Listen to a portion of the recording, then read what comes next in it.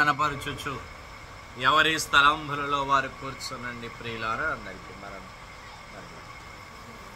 దేవుని యొక్క మహాకృపను బట్టి ప్రభువు మనలను ఈ మోషే ధ్యాన గుడారములో ఆయన 17 దినములు ఆయన మనలను కాచి కాపాడి 18వ దినములోనికి ప్రభువు మనలను ప్రవేశపరిచిన వారై ఉన్నారు. ఆయనకే నిండు మహిమ ఘనత ప్రభావములు యుగ యుగములో ఆయనకు మెండుగా కలుగును గాక. ఆమేన్. లాగునని రాత్రికాల సమయమందు ఆయన దైవ సన్నిధిలో దైవ ధ్యానములో మోషే గుడారములో ఏకీభవించిన ఆయన విడలారా, ప్రభు మిమ్ములను, మీ కుటుంబములను, మీ పనిపాటులను, మీరు చేయుచున్న సకల కార్యములను ఆయన బహుగా దీవించి ఆశీర్వదించును గాక. ఆమేన్. కొద్ది నిమిషాలు పరిశుద్ధ గ్రంథములో నుండి దేవుని యొక్క వాక్యమును ధ్యానము చేద్దామండి. 18వ అధ్యాయము ప్రియులారా 23వ వచనమును చదువుకుందామండి. దేవుడు ఎలాగు చేయుటకు నీకు సెలవిచ్చిన ఎడల నీవు ఈ పని చేయించు దాని భారమును సహింపగలవు. మరియు ఈ ప్రజలందరూ తమ తమ చోట్లకు సమాధానముగా వెళ్ళుదురని చెప్పాను. చాలండి. ప్రభు తన పరిశుద్ధమైనటువంటి లేఖన భాగమును ఆయన మహిమాధ్యమై మన వినికిడిలో ఫలింపజేసి వాక్య సంబంధమైన ఆశీర్వాదములన్నీ ప్రభు మనకు నిండుగా మెండుగా ఆయన అనుగ్రహించును గాక. ఆమేన్. ప్రభువునందు ప్రియమైన దేవుని విశ్వాసులారా, అరణ్య ప్రయాణములో ఉన్నటువంటి ఇశ్రాయేలు ప్రజలు వారి యొక్క ప్రయాణము కొనసాగుతూ ఉన్నటువంటిదై ఉన్నది. వారి రెఫీదియము అనబడే ప్రాంతములో వారు ఉన్నటువంటి వారై ఉన్నారు.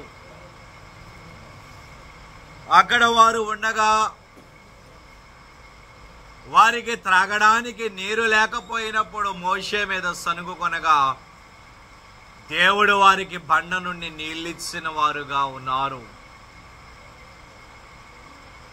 అలాగే అక్కడే మొదటి యుద్ధాన్ని వారు చూచారు. అమాలేకీలతో మొదటి యుద్ధమును వారు దేవుని యొక్క కృపను బట్టి వారు యుద్ధమును జయించిన వారుగా ఉన్నారు. అయితే మోషే తన కుటుంబాన్ని విడిచిపెట్టి వచ్చాడు. మిద్యాను దేశములో ఇత్రో కుమార్తె అయినటువంటి సిప్పోరాను వివాహం చేసుకున్నటువంటి మోషే దేవుని యొక్క ఆజ్ఞను బట్టి అతడు ఐగుప్తు దేశానికి వెళ్ళిపోయాడు.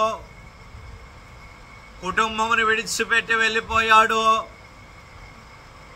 అయితే దేవుడు ఈ జనాంగమును ఆయన విడుదల కలుగజేస్తాడు అనబడే వార్తను మోషే మామ అయినటువంటి ఇత్రో తెలుసుకున్నాడు. తెలుసుకుని సిప్పోరాను తన 2 కుమారుల్ని వెంటబెట్టుకుని మోషే దగ్గరికి వచ్చాడు. మోషే వారిని చూసి ఒకనికి గెర్షోము, ఒకనికి ఎలియాజరు అని మోషే వారికి పేర్లు పెట్టాడు. తరువాత వారు సంతోషముగా ఉండేవారు. విందును ఆరగించిన తరువాత మోషే న్యాయపీఠము మీద కూర్చుని ఉన్నాడు. ప్రజలైనటువంటి వారు విస్తారముగా ఉన్నారు గనుక అనేక మంది వారు వ్యాజ్యముల కోసము వారే బారులు తీరి నిల్చున్నటువంటి వారై ఉన్నాడు. మోషే మామయ్య అయిన ఇత్రో ఆ విషయమును ఆయన గమనించాడు. గమనించినటువంటి ఆయన మోషేని పిలిచి అంటూ ఉన్నాడు, మోషే మోషే, నీవు చేస్తున్నటువంటి ఈ పని ఏమిటి? నీవు ఒక్కడవే కూర్చుని ఉన్నావు. ఈ ప్రజలందరూ గంటల తరబడి వారు నిలువబడి ఉండి నీ దగ్గర వారు వ్యాజ్యమునకు వారు తీర్పు పొందుకుంటూ ఉన్నారు. ఇది ఏ రీతిగా న్యాయమయ్యా మోషే అని తన మామయ్య అయిన యిత్రో మోషేతో మాట్లాడి ఒక సలహా ఇచ్చాడు మోషేకు. నీవు ప్రజలలో వేరుపరిచి వారిలో 100 మందికి ఒకనిగాను, 50 మందికి ఒకనిగాను, 1000 మందికి ఒకనిగాను, 10,000 మందికి ఒకనిగాను నీవు ప్రధాన యాజకులను వారిని నీవు నిర్వహించు. ప్రధాన యాజకులను నీవు ఏర్పాటు చేయి. వారే ప్రజలైనటువంటి వారికి వారు తీర్పు తీరుస్తారు. చిన్న వ్యాజ్యములన్నీ వారే తీర్పు తీరుస్తారు. వారు తీర్పు తీర్చలేని విషయములు నీ యొద్దకు వారు తీసుకుని వస్తారు. ఇది నీకును ప్రజలైనటువంటి వారికి ఇరువుకుని కూడా నీ భారము సులువుగా ఉంటుంది. వారు కూడా త్వరితముగా వారి ప్రదేశములకు వారు వెళ్ళిపోవచ్చు అని మోషేతో తన మామయ్య యిత్రో సెలవిచ్చిన వాడుగా ఉన్నాడు. ఆ విషయము మోషేకు మంచిదిగా అనిపించినది. అప్పుడు మోషే కొంతమంది పెద్దలను తీసుకుని వచ్చి వారిని ప్రధానులుగా నియమించాడు. ఎలాగూ అతడు నియమించాడో 1000 మందికి ఒకనిగాను, 100 మందికి ఒకనిగాను, 50 మందికి ఒకనిగాను, 10 మందికి ఒకనిగాను అతడు న్యాయాధిపతులను అతడు నిర్మించాడు. అయితే న్యాయాధిపతులను అతడు నిర్మించాడు.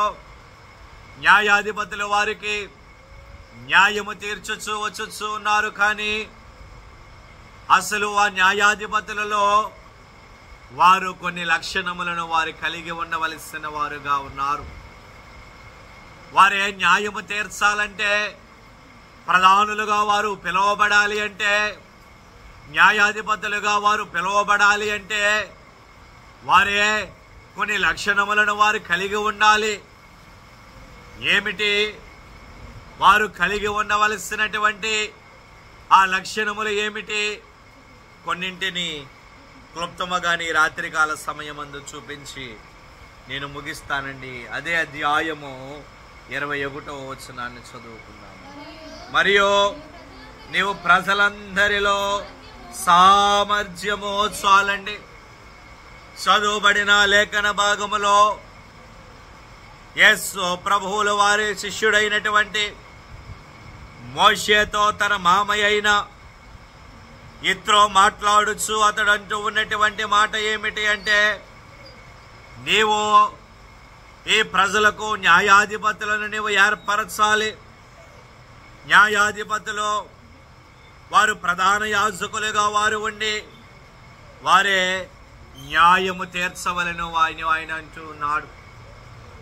అయితే ఆ ప్రధానులలో ఉండవలసినటువంటి మొట్టమొదటి లక్షణము ఏమిటి అంటే, చదువుబడిన లేఖన భాగములో మనకి అగుపడుచు ఉన్నటువంటి రీతిగా వారిలో ఉండవలసినటువంటి మొట్టమొదటి లక్షణం ఏమిటి అంటే, వారు సామర్థ్యము కలిగిన వారి వలె వారు ఉండాలి. వారి యొద్దకు వచ్చినటువంటి వ్యాజ్యమును తీర్పు తీర్చడానికి వారు సామర్థ్యము కలిగిన వారి వలె వారు ఉండాలి. ఇప్పుడు ఒక పనిని మనము ఎవరికైనా అప్పచెప్పామనుకోండి, ఆ పని చేయగలిగిన సామర్థ్యము గలవారికే మనము ఆ పనిని మనము అప్పగిస్తాము. ఇప్పుడు ఒక గృహాన్ని నిర్మాణము చేస్తూ ఉన్నాము. ఆ గృహమును నిర్మాణము చేయగల సామర్థ్యం ఎవరికి ఉన్నది? నైపుణ్యము కలిగిన తాపీ మేస్త్రి. అది ఎలాగూ కట్టాలి, ఎక్కడ ఏది ఉంటే బాగుంటుంది అని అతడు నిర్ణయిస్తాడు. అతనికి ఉన్నటువంటి నైపుణ్యమును బట్టి అతడు దానిని చక్కగా నిర్మిస్తాడు. అలాగే అక్కడ ప్రధాన యాజకులైనటువంటి వారు కూడా వారు ఎటువంటి సామర్థ్యమును వారు కలిగి ఉండాలి అంటే, వాక్యమును బోధించే సామర్థ్యము వారు కలిగి ఉండాలి. తీర్పు తీర్చగలిగే సామర్థ్యమును వారు కలిగి ఉండాలి. ప్రియులారా, అపోస్తలుడైనటువంటి పౌలు గారు అతను అటువంటి సామర్థ్యమునే అతడు కలిగి ఉన్నాడు గనుక ముమ్మరముగా అతడు దేవుని వాక్యమును బోధించగలిగాడు. అతడు దేవుని వాక్యమును బోధించి ఫలమైనటువంటి సంఘములను పౌలు నిర్మాణము చేయగలిగినటువంటి వాడుగా ఉన్నాడు. కనుక వారిలో ఉండవలసినటువంటి మొదటి లక్షణం ఏమిటి అంటే వారే సామర్థ్యము కలిగిన వారి వలె ఉండాలి. ఏమిటి ఆ సామర్థ్యము అంటే తీర్పు తెచ్చే సామర్థ్యాన్ని కలిగి ఉండాలి. అలాగే బోధ చేసే సామర్థ్యము వారిలో ఉండాలి. ఏ విధముగా మాట్లాడాలో తెలుసుకుని మాట్లాడగలిగే సామర్థ్యమును వారు కలిగి ఉండవలసినటువంటి వారుగా ఉన్నారు. దేవునికి స్తోత్రం. నా శత్రువులు నన్ను చోటినను నరకపు భాష లరి కాటినను నాశ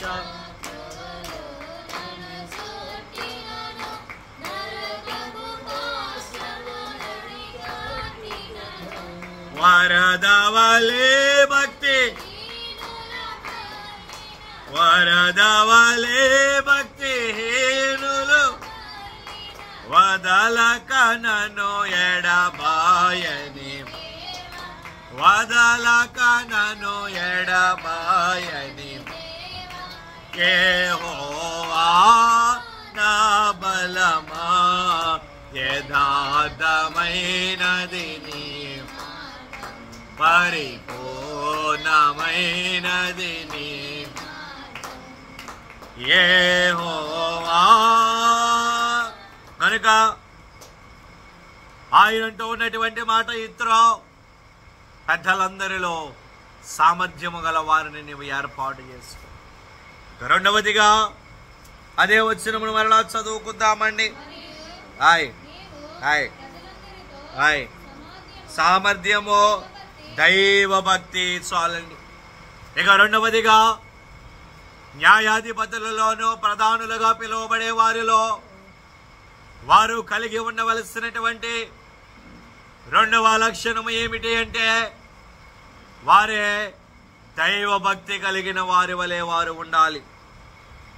దైవ భక్తి అనగా ఇక లోకము మీద ఎటువంటి ఆశ అనబడేది వారికి ఉండరాదు. ఇంకా ఎల్లప్పుడూ దేవుని మీదనే వారి యొక్క ఆశలో దైవ సంబంధమైనటువంటి కార్యముల మీదనే వారి యొక్క తలంపులో దైవ సంబంధమైనటువంటి కార్యముల మీదనే వారి యొక్క తలంపులన్నీ కూడా వారు కలిగి ఉండవలసిన వారుగా ఉన్నారు. అప్పుడనే వారు దేవునికి అనుగుణముగా దేవుడు ఎలాగ వ్యాజ్యము తీర్చగలడో వారి పక్షముగా దేవుడు ఏ విధమైన తీర్పు తీర్చాలో వారి ద్వారా దేవుడు పలికించు వారిగా ఉన్నటువంటి వారై ఉన్నారు. నిత్యమునే వారు దేవుని సన్నిధిలో గడపగలిగే అనుభవాన్ని వారు కలిగి ఉండాలి.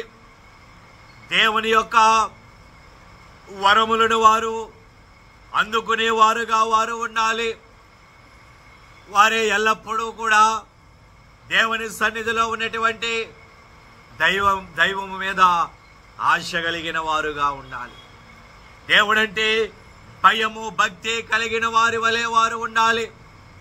మనమును కూడా దేవుని బిడ్డలుగా పిలువబడుచు ఉన్నటువంటి మనమును కూడా దేవుని మీద మనము భయము భక్తి కలిగిన వారి వలె మనము ఉండాలి. ఆయనంటే భయభక్తులు కలిగిన వారి వలె మనము ఉన్నాము గనుకనే ఎక్కడ ప్రార్థన జరిగినో మోషే ధ్యానము కానివ్వండి, ఆదివారం ఆరాధన కానివ్వండి, శుక్రవారం ఉపవాస ప్రార్థన కానివ్వండి, మంగళవారం సన్నిధి కానివ్వండి, మనము పరుగులెత్తుకుంటూ దేవుని సన్నిధికి వెళ్ళిపోతూ ఉన్నాం. కారణం ఏమిటి? ఆయనంటే మనము దైవభక్తి కలిగిన వారుగా ఉన్నాము గనక, మనమే పరుగులెడుతూ ఉన్నాము గనక ప్రధానులుగా పిలువబడే వారిలో కూడా వారు కలిగి ఉండవలసినటువంటి రెండవ లక్షణం ఏమిటి అంటే వారు దైవభక్తి కలిగిన వారి వలె వారు ఉన్నారు. మూడవదిగా అదే వచనములో ఉన్నది సామర్థ్యము దైవభక్తి సత్యాశక్తి కలిగిన వారి వలె ఉన్నారు. ఇక మూడవదిగా ఆ ప్రధానులుగా అయినటువంటి వారిలో కలిగి ఉండవలసినటువంటి మూడవ లక్షణము ఏమిటి అంటే వారే సత్యాశక్తి కలిగిన వారి వలె వారు ఉండాలి. అనగా సత్యము మీద ఆసక్తి కలిగిన వారి వలె వారు ఉండాలి. నిత్యము ఎల్లప్పుడూ కూడా సత్యమును మాట్లాడే వారి వలనే వారు ఉండాలి. వారి పలుకులలో సత్యము ఉండాలి, వారి యొక్క మాటలలో సత్యము ఉండాలి, వారి యొక్క క్రియలలో సత్యము ఉండాలి. వారు ఏ పని చేసినను కూడా సత్యము మీదనే వారు ఆసక్తి కలిగిన వారి వలె వారు ఉన్నారు.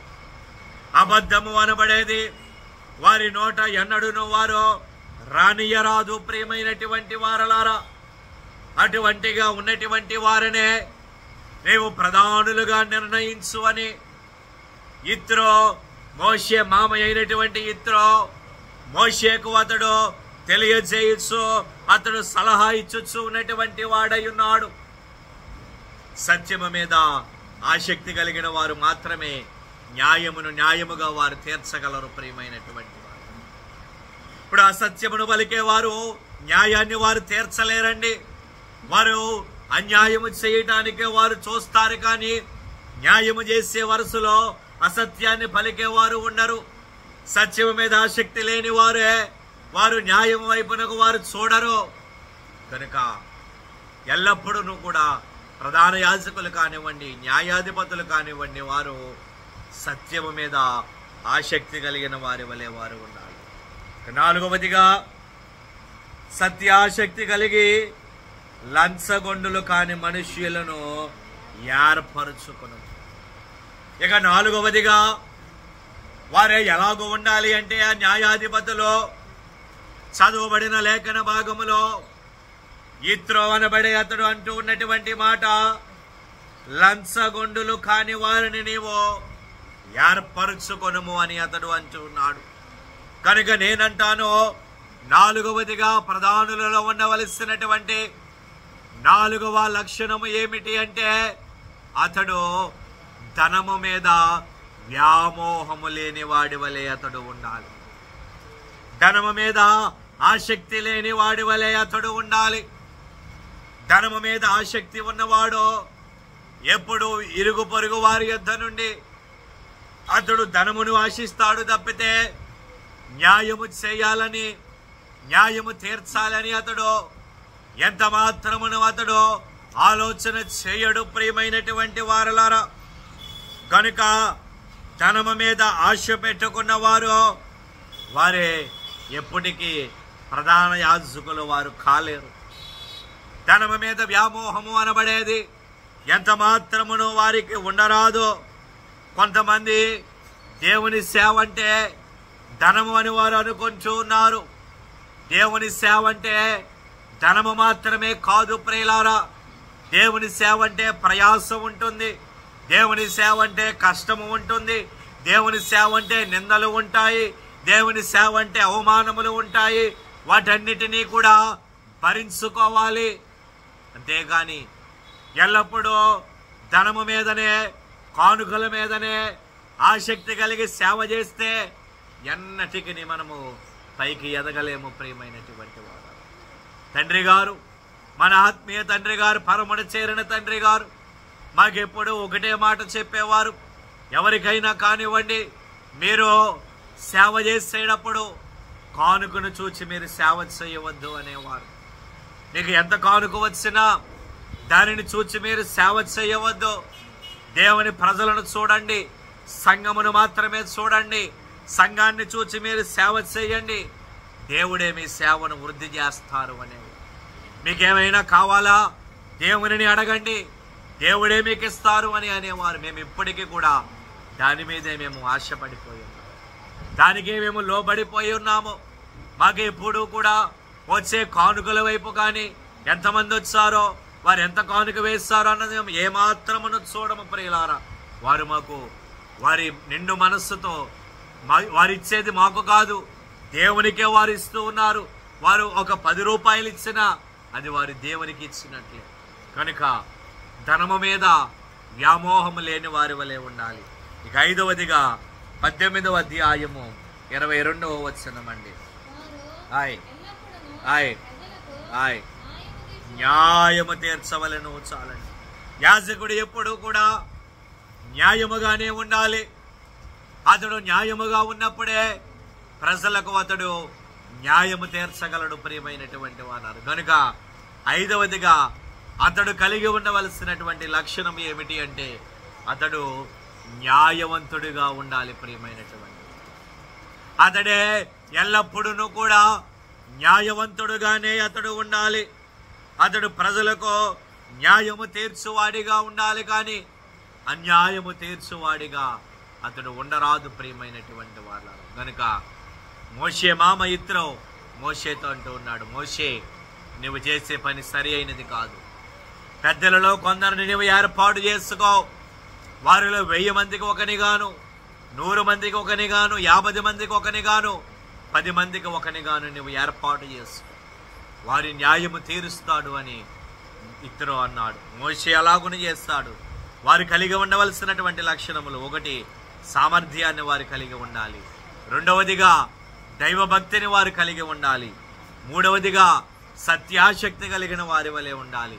4వదిగా ధనము మీద వ్యామోహము లేని వారి వలె ఉండాలి. 5 న్యాయవంతులుగా ఉండాలి. ప్రభు కృప మీ ఎల్లరికూ తోడయుండును గాక. ఆమేన్. మోకరిందామండి, ఆయన ధ్యానములోనికి వెళదాము ప్రియులారా. మోకరిందాం. మోషే కంటే శ్రేష్ఠుడు అన్ని మోసముల నుండి విడిపించును. మోషే కంటే శ్రేష్ఠుడు అన్ని మోసముల నుండి విడిపించును. వేషధారులను ద్వేషించు, వేషధారులను ద్వేషించు, ఆశతో మ్రోకెదము, సాగిలా పడి మ్రోకెదము. సత్యముతో ఆత్మతో మన ప్రభు యేసుని సాగిలా పడి మ్రోకెదము. అహరోను కంటే శ్రేష్ఠుడు మన ఆరాధనకు పాత్రుండు. అహరోను కంటే శ్రేష్ఠుడు మన ఆరాధనకు పాత్రుండు. ఆయనే ప్రధాన యాజకుడు, ఆయనే ప్రధాన యాజకుడు. అందరము మ్రోకెదము, సాగిలా పడి మ్రోకెదము, సాగిలా పడి మ్రోకెదము. సత్యముతో ఆత్మతో మన ప్రభు యేసుని సాగిలా పడి మ్రోకెదము.